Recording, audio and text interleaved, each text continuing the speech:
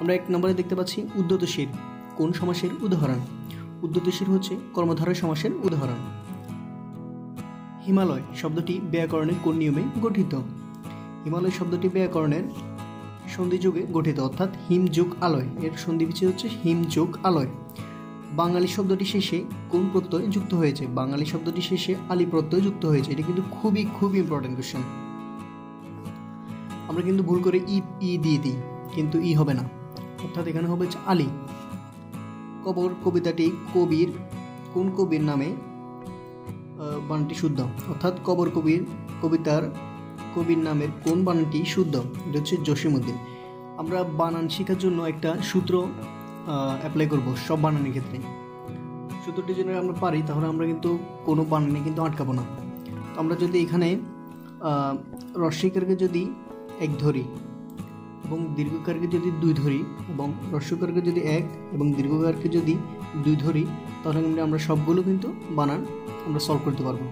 যেমন দীর্ঘকারকে যদি আমরা 2 ধরি তাহলে কিন্তু এটা হচ্ছে 2, অর্থাৎ এরপরে দেখতে পাচ্ছি দীর্ঘকার মানে 2। তো আমরা জসীমউদ্দিন মানে কি মনে রাখবো? জসীমউদ্দিন হচ্ছে 22। এই সংখ্যাটি দ্বারা আমরা কি মনে রাখবো? তাহলে কিন্তু আমরা খুব সহজেই এটার আনসার করতে পারবো, আমাদের কনফিউশনে পড়তে হবে না। এরপর 5 নম্বর দেখতে পাচ্ছি কি মুক্তি শব্দটির প্রকৃত প্রত্যয় কোনটি? মুক্তি, এটিও অনেকবার এসেছে ভর্তি পরীক্ষায়। দেখো মুক্তি হচ্ছে মুজ যোগ তি। কেলিনে শৈবালে ভুলি কমল কানন, এখানে শৈবালু বলতে কি বোঝানো হয়েছে? শৈবালু বলতে পরভাষাকে বোঝানো হয়েছে।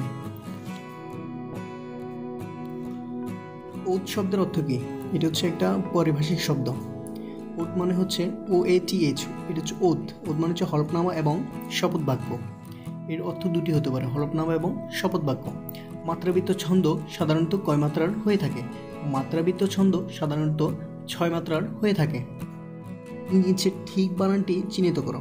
নিচের ঠিক বানানটি চিহ্নিত করো। এটা হচ্ছে অপরাহ্ন। দুর্নীতির মাধ্যমে যারা সুখ বেছে নেয় তারা হচ্ছে ভোগবাদী মানুষ। দুর্নীতির মাধ্যমে যারা সুখ বেছে নেয় তারা হচ্ছে কি ভোগবাদী মানুষ। এটা কিন্তু খুবই ইম্পর্টেন্ট। এরপর আমরা দেখতে পাচ্ছি একজন নবীন শিল্পীর কাজ হলো নিয়মিত চর্চা করা, অর্থাৎ নিয়মিত চর্চা ছাড়া কোনোভাবেই কেউ সফল হতে পারবে না। অর্থাৎ আমাদেরকে কি এই কোশ্চেনটা দ্বারা বোঝানো হচ্ছে নিয়মিত চর্চা করতে হবে। কোন 4 মূলনীতিকে ভিত্তি করে মুক্তিযুদ্ধ করেছিল বাঙালি জাতি? এটা হচ্ছে ধর্মনিরপেক্ষতা, বাঙালি জাতীয়তাবাদ, গণতন্ত্র ও সমাজতন্ত্র। এটা কিন্তু আমরা অনেক আগেই শিখে নিয়েছিলাম। গণতন্ত্র, সমাজতন্ত্র, জাতীয়তাবাদ, ধর্মনিরপেক্ষতা, এই 4টি মূলনীতি।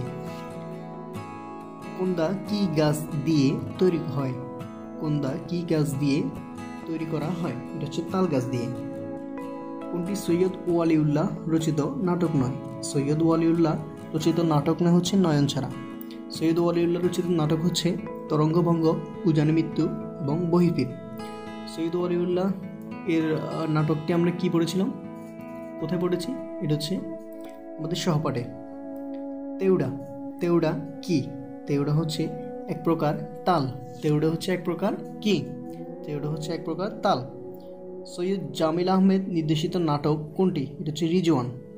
লেখক নাটকে কোন ধরনের সত্যকে তুলে ধরেন? এটা হচ্ছে বাস্তব সত্য। লেখক নাটকে কোন ধরনের সত্যকে তুলে ধরেন? সেটা হচ্ছে বাস্তব সত্যকে। ওয়ানগাল্লা কোন নৃগোষ্ঠীর উৎসব? এটা হচ্ছে ঘারো। ওয়ানগাল্লা হচ্ছে ঘারো। তোমরা ক্ষুদ্র নৃগোষ্ঠীগুলো খুব ভালোভাবে পড়ে নেবে। নিচের কোনটি রবীন্দ্রনাথ ঠাকুর রচিত নাটক নয়? এটা হচ্ছে 4 অধ্যায়। রবীন্দ্রনাথ ঠাকুর রচিত নাটক নয় হচ্ছে 4 অধ্যায়। তার নাটক হচ্ছে বিসর্জন, শেষ রক্ষা, কালের যাত্রা। টেম্পেস্ট নাটক রচয়িতার অন্য একটি নাটকের নাম কি? এটা হচ্ছে মার্চেন্ট অফ ভেনিস।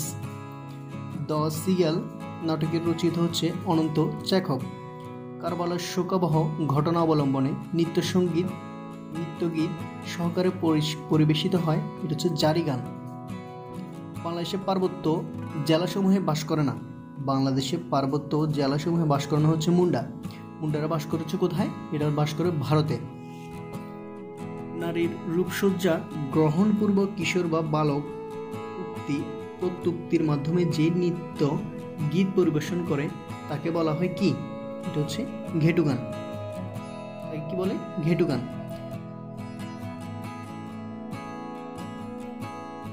ঢাকা মঞ্চে গ্যালিলিও প্রযোজনাটি মঞ্চস্থ করে কে? নাগরিক সম্প্রদায়। ঢাকা মঞ্চে গ্যালিলিও প্রযোজনাটি মঞ্চস্থ করে নাগরিক সম্প্রদায়। গ্রিন রুম হচ্ছে অভিনেতার সাজসজ্জার কক্ষ। এটা খুবই ইম্পর্ট্যান্ট, এটা অনেকবার এসেছে। নিচের কোন নাটকটি সেলিম আল দ্বীনের রচিত নয়? সেলিম আল দ্বীনের রচিত নাটক নয়, হচ্ছে ইবলিশ। সেলিম আল দ্বীনের রচিত নাটক হচ্ছে পুত্র, স্বর্ণবোয়াল এবং ধাবমান। পুত্র, স্বর্ণবোয়াল এবং ধাবমান। তোমরা যারা জাহাঙ্গীরনগর বিশ্ববিদ্যালয়ে পরীক্ষা দিবে তাদের জন্য এই কোশ্চেনটি ভেরি ইম্পর্ট্যান্ট, কেননা সেলিম আল দ্বীনের থেকে কোশ্চেন থাকবেই, কারণ সেলিম আল দ্বীনের নামে একটা মুক্ত মঞ্চ আছে জাহাঙ্গীরনগর বিশ্ববিদ্যালয়ে। তো তোমরা কনফার্ম থাকো, এই কোশ্চেনটা চলে এসেছে তোমাদের ভর্তি পরীক্ষায়। 2019 সালে নাট্যশিল্পে অবদানের জন্য 21 পদক লাভ করেছেন কে? অর্থাৎ এটা হচ্ছে একটা সাম্প্রতিক কোশ্চেন, এটা তোমরা বাদ দিলে চলবে। সাম্প্রতিকের জন্য তোমরা কারেন্ট অ্যাফেয়ার্স পড়তে পারো। গেরিলা চলচ্চিত্র পরিচালকের সাম্প্রতিক মুক্তিপ্রাপ্ত চলচ্চিত্রের নাম হচ্ছে আলফা। এটা হচ্ছে একটি সাম্প্রতিক কোশ্চেন, এটা তোমরা বাদ দিলেও চলবে। সাইক্লোরামা হচ্ছে মঞ্চের পেছনের পর্দা। মঞ্চের পেছনের পর্দাকে কি বলা হয়েছে? সাইক্লোরামা। এটা হচ্ছে খুবই ইম্পর্টেন্ট কোশ্চেন। এর সিমিলার একটি কোশ্চেন আসে হচ্ছে মঞ্চের সামনের পর্দাকে কি বলা হয়? এটা হচ্ছে জবনিকা। মঞ্চের সামনের পর্দা হচ্ছে আমরা জানবো হচ্ছে কি জবনিকা, আর পেছনের পর্দা হচ্ছে কি সাইক্লোরামা। এই কোশ্চেনটা মানে চলে এসেছে, এটা খুব ইম্পর্টেন্ট, এটা তোমরা খাতায় লিখে ফেলতে পারো। মোরা একটি ফুলকে বাঁচাবো বলে যুদ্ধ করি গানটির গীতিকার কে? এটা হচ্ছে গোবিন্দ হালদার। মোরা একটি ফুলকে বাঁচাবো বলে যুদ্ধ করি গানটির গীতিকার হচ্ছে গোবিন্দ হালদার। ঠেটা হচ্ছে কি? ঠেটা হচ্ছে এক ধরনের ঠাট্টা বিদ্রুপের নাটক। এক ধরনের ঠাট্টা বিদ্রুপের নাটককে কি বলা হয়? হচ্ছে ঠেটা। মুরিদ শব্দটির অর্থ কি? মুরিদ শব্দটির অর্থ হচ্ছে শিষ্য। মুরিদ শব্দের অর্থ কি? শিষ্য। জবনিকা হলো মঞ্চের সম্মুখে ব্যবহৃত পর্দা। একটু আগে আমি তোমাদের বলছি কি জবনিকা হচ্ছে মঞ্চের সম্মুখে ব্যবহৃত পর্দা। এই দেখো, এই দুটো কোশ্চেন বারবার পরীক্ষায় এসে থাকে, তো এগুলো স্কিপ করা যাবে না। এরপর দেখতে পাচ্ছি দোতারায় কয়টি তার থাকে? দোতারায় তার থাকে হচ্ছে 2টি। এটা একটি খুবই সিম্পল কোশ্চেন। এরপর আমরা একটু দেখতে পাচ্ছি মনোযোগ সহকারে পড়ো এবং প্রশ্নের উত্তর দাও। এটা হচ্ছে একটা ইংলিশে আমরা দেখেছি কম্প্রিহেনশন দিয়ে থাকে, যেমন এখানে একটা অনুচ্ছেদ দিয়েছে, এগুলো পড়ে আমরা নিচের কোশ্চেনগুলো আনসার দিতে হবে। তো ভিডিওটি এটা যদি আমি পড়ি তাহলে এখানে কিন্তু ভিডিওটি অনেক লং হয়ে যাবে, তো তোমাদের ধৈর্য শক্তি কিন্তু ততক্ষণ থাকবে না, তাই আমি এটি স্কিপ করে প্রশ্নগুলো শুধু পড়ছি। তোমরা চাইলে ভিডিওটি পজ করে এই অনুচ্ছেদটি পড়ে নিতে পারো। নট ধাতুর প্রকৃতি, অর্থাৎ নট ধাতুর প্রকৃতি, এই উক্তিটিতে কি বোঝানো হচ্ছে? অনুচ্ছেদটিতে কি বোঝানো হচ্ছে? এটা হচ্ছে নড়াচড়া করা। নাটকের প্রকৃত ও যথার্থ পরিবেশনা স্থল হচ্ছে কোথায়? এটা হচ্ছে মঞ্চ, টেলিভিশন নয়। নাটক নিচের কোনটি ত্রিমাত্রিক শিল্প কাঠামোর উদাহরণ? ত্রিমাত্রিক শিল্প কাঠামোর উদাহরণ হচ্ছে নাটক। কাহিনী বা প্লট কি? কাহিনী বা প্লট হচ্ছে মূল ঘটনার সাথে যুক্ত বিভিন্ন উপকাহিনী। নাটকের আবহ সঙ্গীত বলতে কি বোঝায়? নাটকের আবহ সঙ্গীত বলতে কি বোঝায়? এটা হচ্ছে নাট্যময় সৃষ্টির উদ্দেশ্যে নাটকের দৃশ্যের সাথে সামঞ্জস্যপূর্ণ সঙ্গীত হচ্ছে কি আবহ সঙ্গীত। আমরা দেখতে পাচ্ছি বাংলাদেশ ব্যাংকে কোন মুদ্রাটিতে শিল্পাচার্য জয়নুল আবেদিনের মই দেওয়া চিত্রকর্মটি ছবি রয়েছে? এটা হচ্ছে 50 টাকার নোটে। পাল প্রতিচিত্র কিসের উপর আঁকা হয়? পাল প্রতিচিত্র আঁকা হয়েছে তালপাতার উপর। নিচের কোনটি সেমিমেট্রিক্যাল কম্পোজিশন? এটা হচ্ছে খ। প্যাশন হচ্ছে স্বতন্ত্র ও চিরকালীন। প্যাশন হচ্ছে স্বতন্ত্র ও চিরকালীন। সংস্কৃতিতে স্বাধীনতা পদক 2019 লাভ করেন কোন শিল্পী? এটা তোমাদের লাগবে না, এটা হচ্ছে সাম্প্রতিক কোশ্চেন। সাম্প্রতিক কোশ্চেনের জন্য তোমরা কারেন্ট অ্যাফেয়ার্স পড়তে পারো। বাংলাদেশের পর্যটন কর্পোরেশনের মনোগ্রাম কার আঁকা? বাংলাদেশ পর্যটন কর্পোরেশনের মনোগ্রাম হচ্ছে কার আঁকা? শিল্পী কামরুল হাসানের আঁকা। এরপর দেখতে পাচ্ছি ফ্রেস্কো হচ্ছে এক ধরনের চিত্রকলা। ফ্রেস্কো কি? ফ্রেস্কো হলো এক ধরনের চিত্রকলা। আমরা এরপর দেখতে পাচ্ছি একটা ছবি দেওয়া আছে। ছবিটিতে কি ধরনের পার্সপেক্টিভ বিদ্যমান? অর্থাৎ আমরা বলি না একমাত্রিক, দ্বিমাত্রিক, ত্রিমাত্রিক, এগুলোকে হচ্ছে এটা ইংলিশে বলা হচ্ছে পার্সপেক্টিভ। এটা হচ্ছে 2 পয়েন্ট পার্সপেক্টিভে বিদ্যমান। আল্ট্রামেরিন কোন ধরনের রং? আল্ট্রামেরিন হচ্ছে নীল রং। একাধারে লেখক, চলচ্চিত্রকার, কার্টুনিস্ট ও ইলাস্ট্রেটর হচ্ছে সত্যজিৎ রায়। একাধারে লেখক, চলচ্চিত্রকার, কার্টুনিস্ট ও ইলাস্ট্রেটর হচ্ছে সত্যজিৎ রায়। এরপর একটা ছবি দেওয়া আছে। ছবিতে থেকে আমরা পরবর্তী 4টা কোশ্চেনের আনসার দিতে হবে। তো এখানে দেখতে পাচ্ছি চিত্রটি কোন সময়ের প্রেক্ষাপটে আঁকা? চিত্রটি হচ্ছে মুক্তিযুদ্ধের প্রেক্ষাপটে আঁকা। চিত্রটি কোন ব্যক্তিকে ব্যঙ্গ করে আঁকা হয়েছে? ইয়াহিয়া খানকে ব্যঙ্গ করে আঁকা হয়েছে। ছবিটি কোন শিল্পীর আঁকা? ছবিটি কে এঁকেছেন, অর্থাৎ ছবিটি কে এঁকেছিলেন? এটি হচ্ছে শিল্পী কামরুল হাসান। কাপড়ের ছাপার কাঠের নকশাকে কি বলা হয়? Screen print. কাপড়ে ছাপার কাঠের নকশাকে বলা হয় স্ক্রিন প্রিন্ট। এরপর দেখতে পাচ্ছি মনে করো কালো যদি কালো না হয়ে নীল হতো এবং সাদা যদি সাদা না হয়ে লাল হতো, তাহলে উক্ত রং দুটো মিশে কোন রঙের সৃষ্টি হতো? এখানে আমরা প্রশ্নটা আবার একটু খেয়াল করি। কালো যদি নীল হতো এবং সাদা যদি লাল হতো, তাহলে আমরা কিন্তু এখানে এটা মুখস্থ করে নিলে ভালো হয়। নীল এবং লাল, অর্থাৎ লাল নীল মিলে কি হয়? লাল নীল মিলে হচ্ছে বেগুনি। লাল নীল বেগুনি, লাল নীল হয়েছে কি? বেগুনি। লাল নীল মিলে কি হয়? বেগুনি। এটা খুব ভালোভাবে মুখস্থ করতে হবে, না হলে আমরা কিন্তু ভুল করব। এরপর দেখতে পাচ্ছি বাংলাদেশে কত সালে সাব অনূর্ধ্ব 18 নারী ফুটবল চ্যাম্পিয়নশিপ টুর্নামেন্ট শিরোপা জয় করে? এটা কিন্তু একটা সাম্প্রতিক কোশ্চেন, এটা আমরা বাদ দিব। বাংলাদেশের বিখ্যাত কার্টুন চরিত্র টোকাই কোন শিল্পীর সৃষ্টি? এটা হচ্ছে শিল্পী রফিকুন নবী। টোকাই এটা হচ্ছে রফিকুন নবী। বার্ড আইস ভিউ এটা হচ্ছে প্রেস।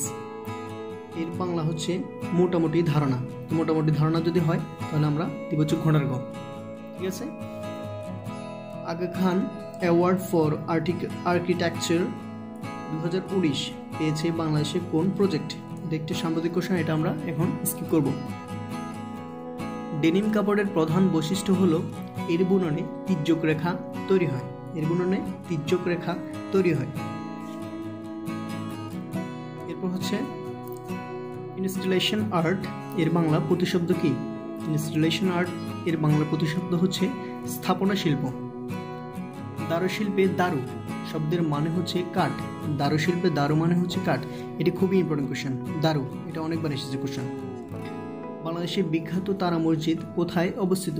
বাংলাদেশের বিখ্যাত তারা মসজিদ অবস্থিত ঢাকায়।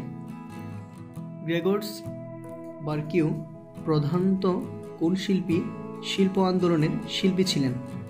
গ্রেগরস বার্কিউ প্রধানত কোন শিল্প আন্দোলনের শিল্পী ছিলেন? এটা হচ্ছে কিউবিজম। নিচের কোনটি লোকশিল্প? লোকশিল্প হচ্ছে একটি জামদানি। এটা হচ্ছে জামদানি হচ্ছে লোকশিল্প। নিচের কোনটি রুল অফ থার্ড হচ্ছে এটা হচ্ছে একটি আইকিউ। হলুদ আলোতে নীল অপরাজিতা কি রং দেখাবে? হলুদ আলোতে নীল অপরাজিতা কি রং দেখাবে? এটা হচ্ছে সবুজ। এরপর আমরা দেখতে পাচ্ছি একটা চিত্র দেওয়া আছে। তো চিত্রটি দেখে আমরা আমাদের নিচের কোশ্চেনগুলো আনসার দিতে হবে। তো চিত্রকর্মটির নাম কি? চিত্রকর্মটির নাম হচ্ছে স্টারি নাইট। এই আমরা কোশ্চেনগুলো খুবই ভালো করে মুখস্থ করতে হবে। এই কোশ্চেনগুলো বারবার আসে। একটু আগে আমরা ইয়াহিয়ার মুখের ছবি দিয়ে 4টা কোশ্চেন পেয়েছি। এই ছবি দিয়ে আমরা 3টা কোশ্চেন পাবো। চিত্রটি কোন ধারার? চিত্রটি হচ্ছে পোস্ট ইমপ্রেশনিজম। চিত্রটি হচ্ছে কি? পোস্ট ইমপ্রেশনিজম ধারার। শিল্পীর নাম কি? চিত্রটির শিল্পীর নাম হচ্ছে ভিনসেন্ট ভ্যান গগ। তো আমরা ইতিপূর্বে বুঝে গেছি যে বিগত সালে কোশ্চেন কেমন হতে পারে। এবং আমাদের কিভাবে পড়তে হবে, আর কি কি কোশ্চেনগুলো আমাদের ইম্পর্ট্যান্ট তাও কিন্তু আমরা জানলাম। তো আমরা যদি এভাবে যদি কোশ্চেনগুলো অ্যানালাইসিস করি তাহলে কিন্তু আমাদের পরীক্ষাটা কিন্তু আরও এক ধাপ কিন্তু আমরা এগিয়ে যাব পরীক্ষার ক্ষেত্রে সবার থেকে। তো আমার চ্যানেলে বিগত সালের কোশ্চেন সম্পর্কিত অনেক ভিডিও রয়েছে। তোমরা যদি এগুলো অনেকবার দেখে থাকো বা এগুলো যদি দেখো তাহলে কিন্তু তোমাদের কোশ্চেন ব্যাংক কেনার প্রয়োজন হবে না। তো আশা করি আমাদের আলোচনা এই পর্যন্তই, সবাই বুঝতে পেরেছেন। আল্লাহ হাফিজ।